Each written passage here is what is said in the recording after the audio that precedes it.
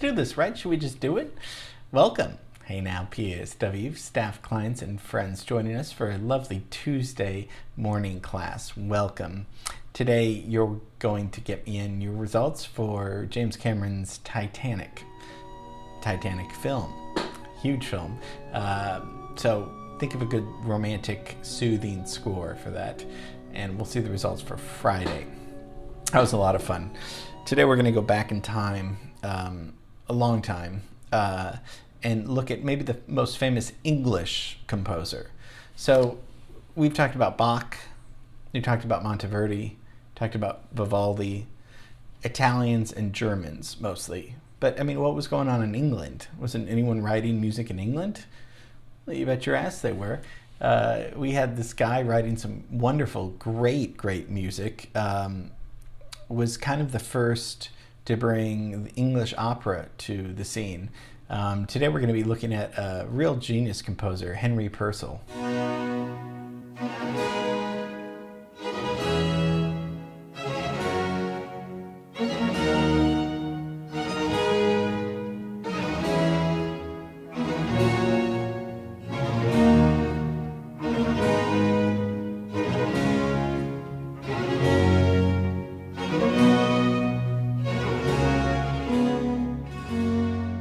Although Purcell incorporated Italian and French music in his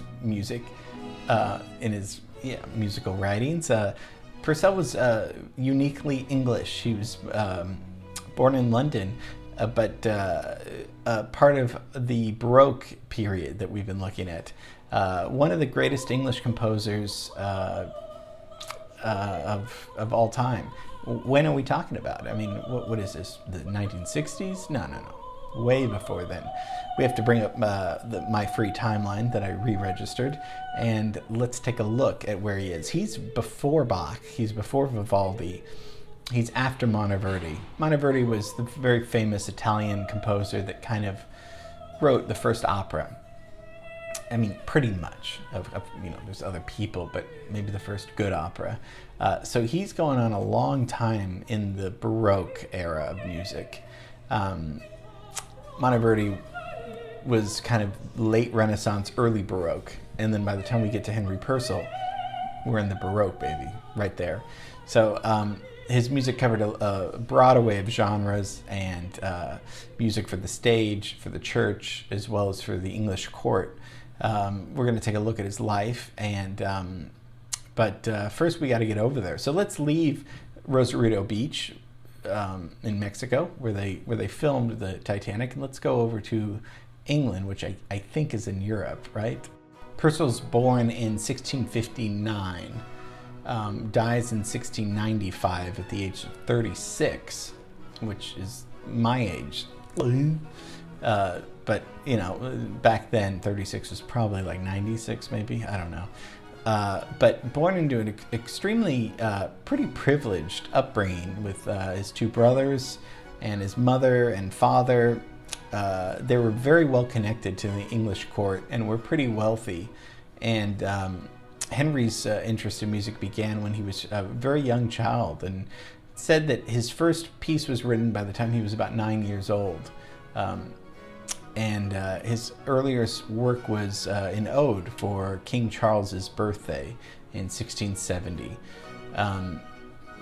Purcell's music was, he was a chorister. He was a choir boy as a young age until his voice, broke, and then he became an assistant to the organ builder who held the post there, and he landed a pretty impressive job as an organist for the Westminster Abbey, which is a huge honor. Just by the age of 20, he's already doing that.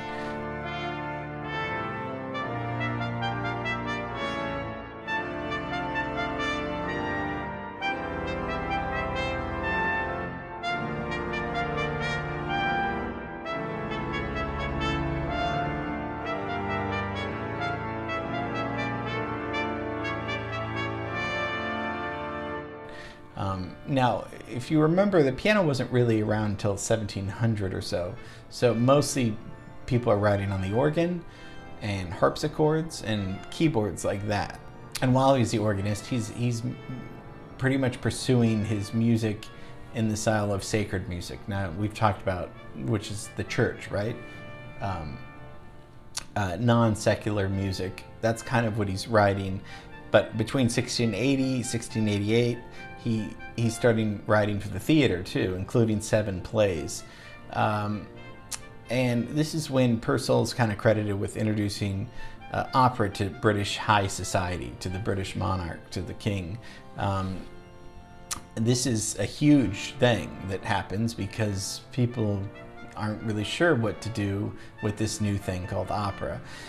You know, like we talked about Middle Ages, people were kind of just, dicking around with lutes and, just playing nice little songs in the countrysides and all that, and that's great. But then with opera, you get dramatic purpose. You get Monteverdi, who would take poetry, would take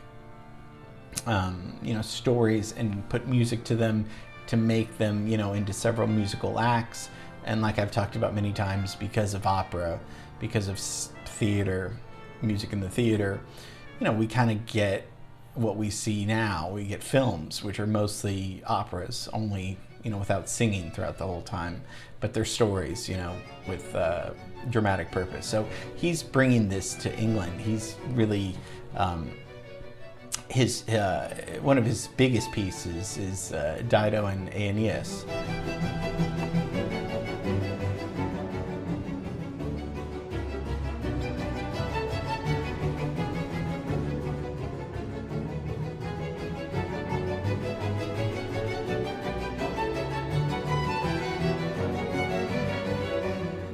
And that was performed for the first time, and that was huge. Opera was unknown at the time that Purcell's groundbreaking opera was performed, and it was first performed by a girls' boarding school that was mostly made up of a selection of just amateur singers, kind of like Vivaldi. Remember, he was the leader of an orphanage and would get them to perform a lot of his music, and thank God he did. So despite humble beginnings, Purcell was really able to do to take this kind of untrained girls choir and create a small opera that became into a big opera. And actually, it's one of the most famous operas of all time, Dido and Aeneas. And we're going to, all the music we've been listening to now and later, a lot of those pieces are from this opera work.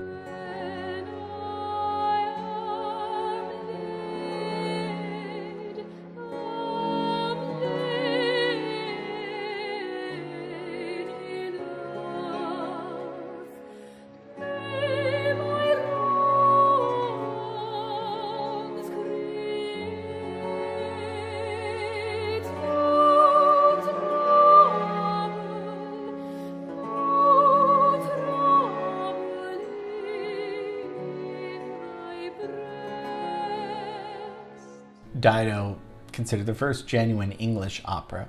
So he's doing that. People are taking note of him. He dies at 36. There's a few different theories on his death, and one that he was returning one night and he caught a really bad chill and found out that his wife locked him out of the house. But probably the most reasonable explanation is that it was tuberculosis, so that's too bad.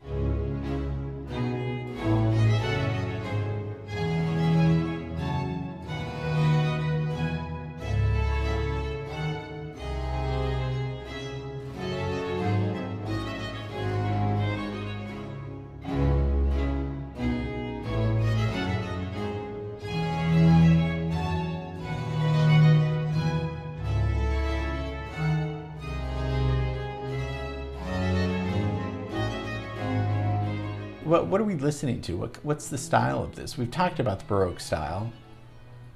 Something that Purcell is doing is, in his secular music, is he's using a bass line. And we've talked about Bach, and he was the master at using bass lines, right?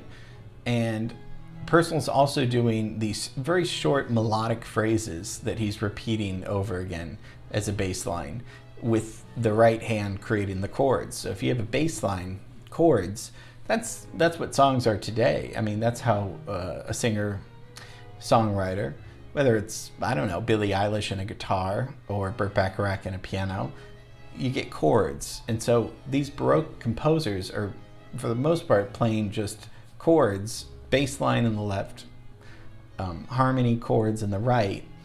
I think that's part of why some of this music sounds very fresh and new still, because it's not just chaotic music, it's their songs in a sense. So the bass line, and he's also incorporating polyphony, and we looked at polyphony. Sounds like a tough word, but really it's not. Polyphony is really just consisting of 2 or more simultaneous lines going on.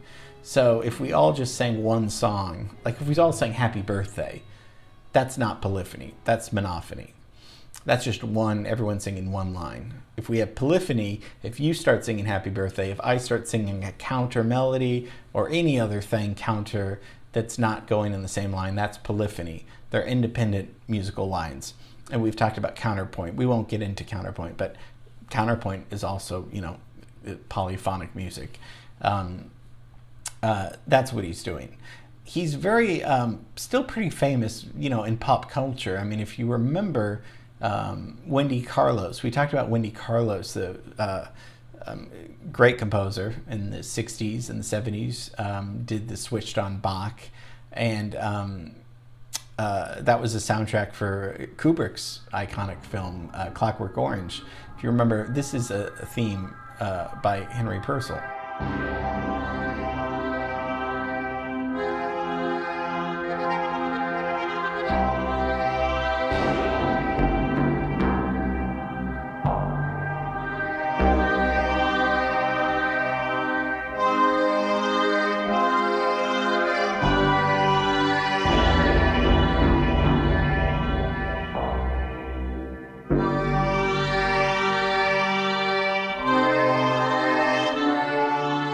A lot of composers were influenced by Purcell. Benjamin Britten, who we'll do a class on, 20th century British composer, amazing composer. And then another British composer we looked at, Michael Nyman. Michael Nyman is Purcell's Michael Nyman's favorite composer of all time. And you can tell he's using one of Michael Nyman's first and best and biggest soundtracks is from Peter Greenaway's film, The Draughtsman's Contract. We did a whole class on Michael Nyman and how he kind of upped the Baroque feel, meaning he would take this kind of bassline chords and amplify it, give it a driving force, but then put his own melodies over it. So what do I mean by that? Well, if we listen to his most famous piece, Chasing Sheep is best left to shepherds. Let's first hear Purcell's, and this is from Purcell's King Arthur. Take a listen to Purcell's thing, and then we're going to listen to Nyman's right after that.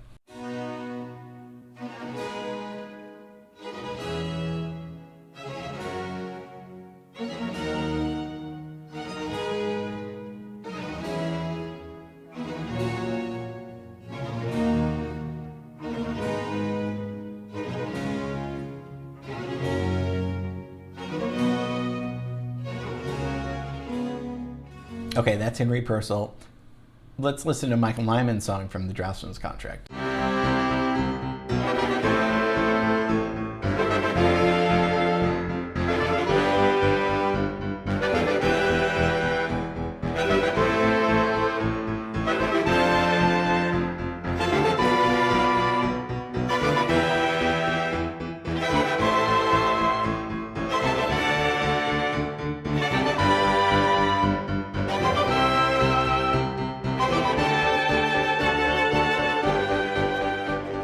Very, very similar, right? This particular soundtrack, I mean, Henry Purcell gets screen credit on this film with Michael Nyman, so he's not plagiarizing it. He's embellishing it. He's playing with Purcell's ideas. He's using his chord progressions. He's taken a lot from Purcell, but he's also realizing, hey, I can take some of this stuff but then I'm going to give it my own voice and lay some other stuff. Another example is one of his other most famous pieces, Michael Nyman's pieces, Memorial, which is in Greenaway's Cook, the Thief, His Wife, and Her Lover. Let's first listen to Henry Purcell's piece, and then we're going to juxtapose it later.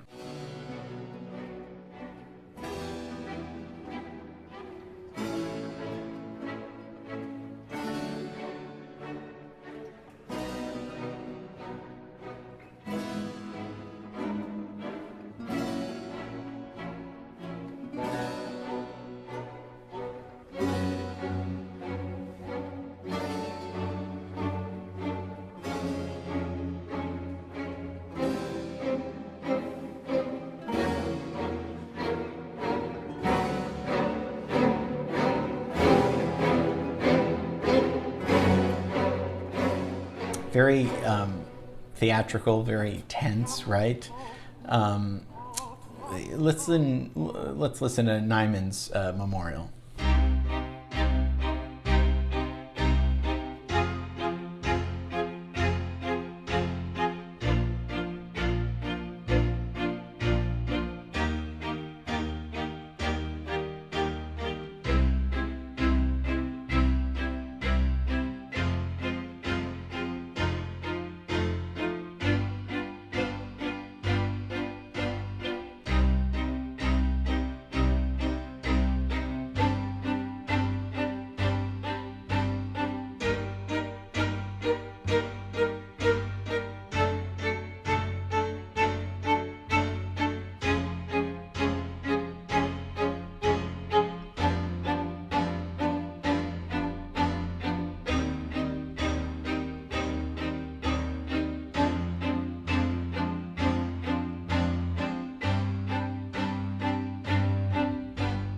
I mean, exact same chord progressions, right? Would you say it's plagiarized? No, because what Michael Nyman does is he's taking this, he's adding his own melody to it afterwards, because in Purcell's music they start singing, but he's taking that same chord progression that still is so, I mean, some of these chord progressions that Bach used, Vivaldi especially, they're great chord progressions that still work today in music. So why not keep using them and then add your own melody in? I mean, that's a great formula. It's like taking Beatles, chord progressions and then making your own song on top of the Beatles, where you're not using their own melody, but you're using a great foundation. The Baroque composers laid a great foundation of good songwriting music that could be made even better, and that's why I think the Baroque period is so interesting, so great to for us to listen to this kind of music that's written like 500 years ago, that is still really relevant to what we're listening to now. Even Pete Townsend of The Who, we did a whole class on Tommy, said that Purcell's harmonies were really influenced in Pinball Wizard and other very famous songs that The Who did. So Wendy Carlos, Pete Townsend, Michael Nyman, all 20th century songwriter composers are saying, boy, this guy Purcell wrote great music hundreds and hundreds of years ago.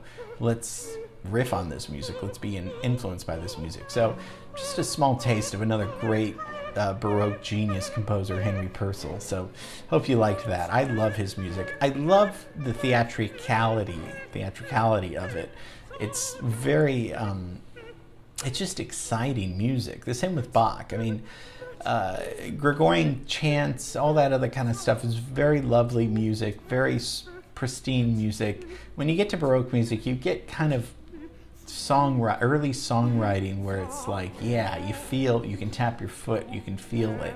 And this is, of course, before Mozart and the classical period. So they're starting something just so much fun, so original. So I'm giddy with this stuff. I love Henry Purcell, another great Baroque composer. Okay, that's it. Tomorrow I got something really, really fun planned. Have no idea what it is, but no, I do. Miss you, love you, hope you enjoyed this, and see you tomorrow.